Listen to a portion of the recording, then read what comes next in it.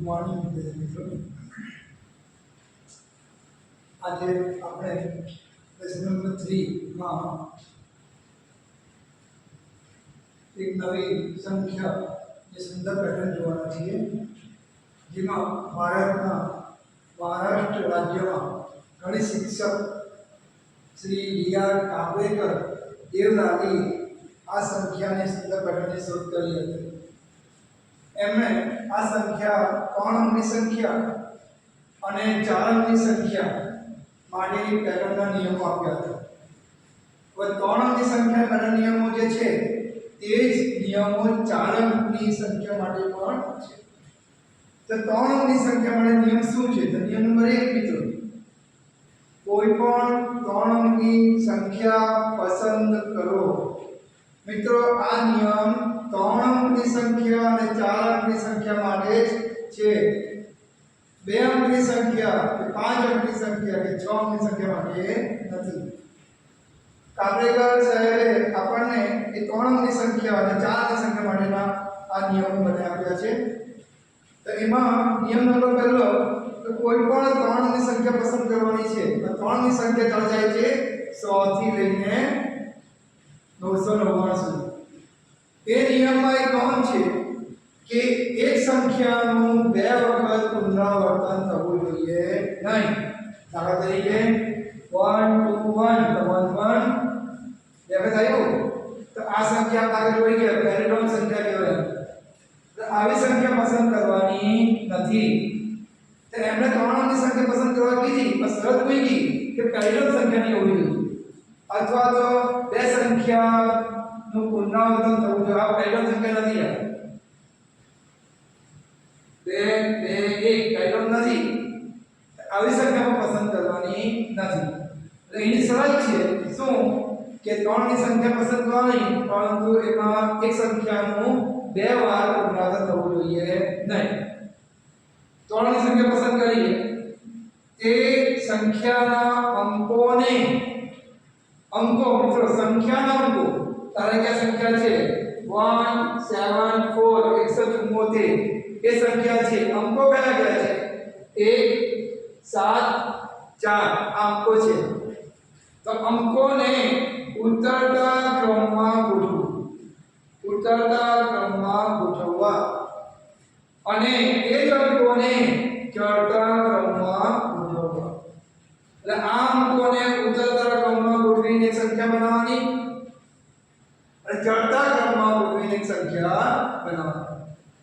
તો અંકો 1 7 4 ઉતરતા ક્રમ એટલે કે મોટી સંખ્યાથી નાની સંખ્યા. એ અંકોની વાત કરીએ તો મોટા અંકથી નાના અંક તરફ જવાનું. તો મોટો અંક કયો છે? 7 4 1 7 મોટો છે, ત્યાં પછી 4 છે, ત્યાં પછી 1 છે.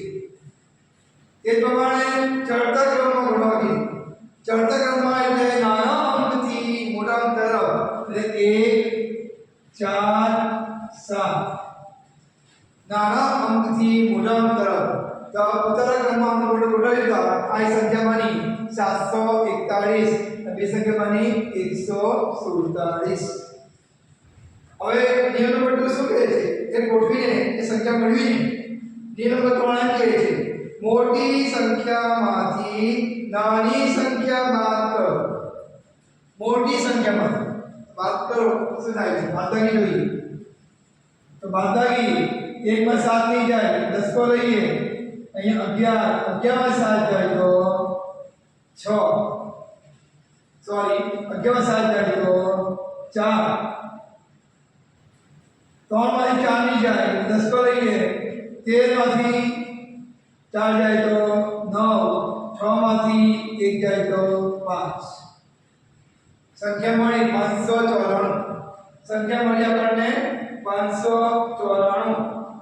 તો નિયમ નંબર શું કહે છે? 3 બાદ કરતા જો આ સંખ્યા જોજો 495 3 અંકની સંખ્યામાં આપણો આ જવાબ મળવો જોઈએ. કયો? 495. એ 495 કાબરેકર અચળાંક છે કે 3 અંકની સંખ્યામાં આ બધા નિયમોનો ઉપયોગ કરીને છેલ્લે જવાબ આપણને 495 મળવો જોઈએ. એ 495 કોઈ પણ ત્રણ સંખ્યા લો, સરસ શું છે એક સંખ્યા બે વખત આવી જોઈએ નહીં. કોઈ પણ સંખ્યા આ નિયમ પ્રમાણે કામ કરો તો જવાબ શું મળવો જોઈએ 495. એ 495 કાપરેકર અચળાંક તરીકે ઓળખાય છે. કાપરેકર અચળાંક. અને એ જવાબ જો ન મળે તો નિયમ 2 મુજબ પાછો નિયમ 2 શું કહે છે આ સંખ્યા મળી એટલે પાછું ઉતરતા ક્રમમાં ગોઠવતા. કોને ગોઠવવાનું? અંકોને.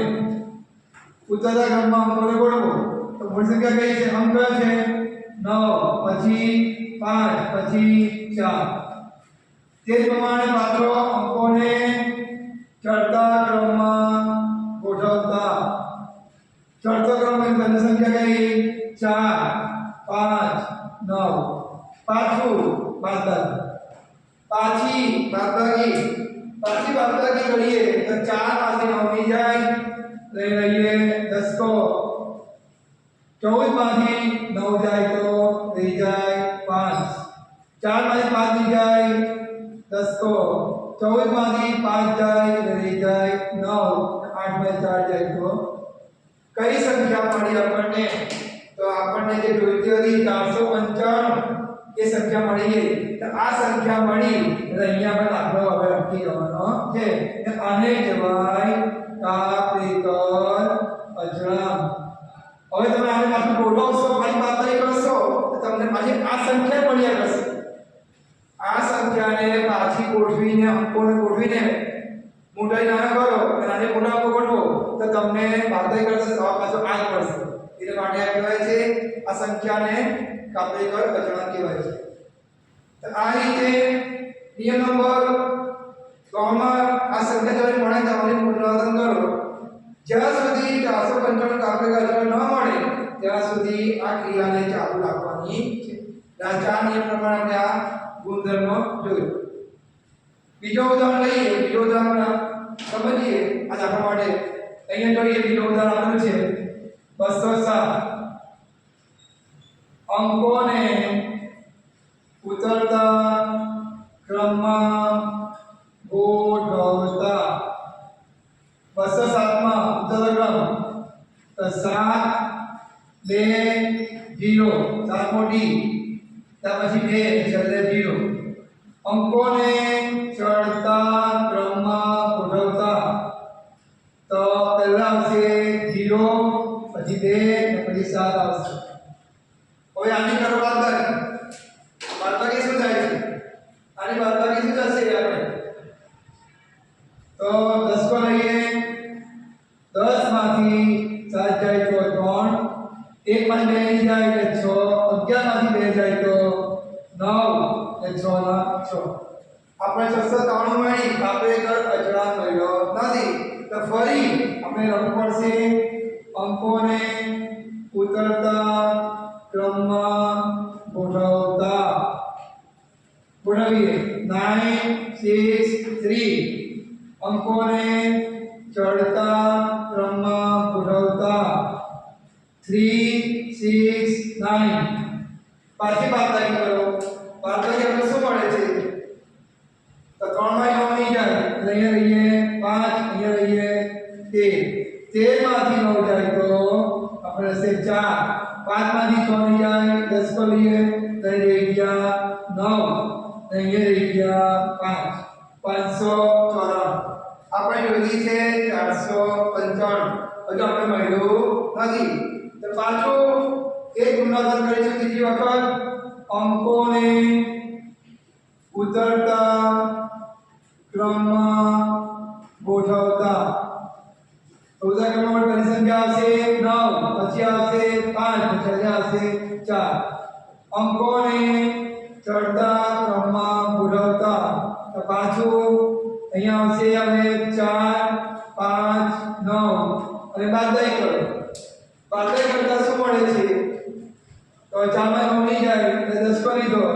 14 માંથી 9 જાય તો 5. 10 કો પાછો લીધો. 14 માંથી 5 જાય તો 9. 8 માંથી 4 જાય તો 4. આ આપણી સંખ્યા કઈ મળી? 455 જે આપણને જોઈતી હતી. એટલે આ અચળાંક મળે એટલે અહીંયા આપણો દાખલો પૂરો થાય છે. કાપરેકર અચળાંક છેલ્લે આપણને મળવો જોઈએ. તો મિત્રો આ રીતે 3 અંકની સંખ્યા માટે આપણે કાપરેકર અચળાંક મેળવી શકીએ છીએ. આ બીજા બે દાખલા આપ્યા છે 397 અને 587 એને તમે જાતે આવી રીતે મેળવવાનું છે. હોમવર્કમાં તમે કરશો.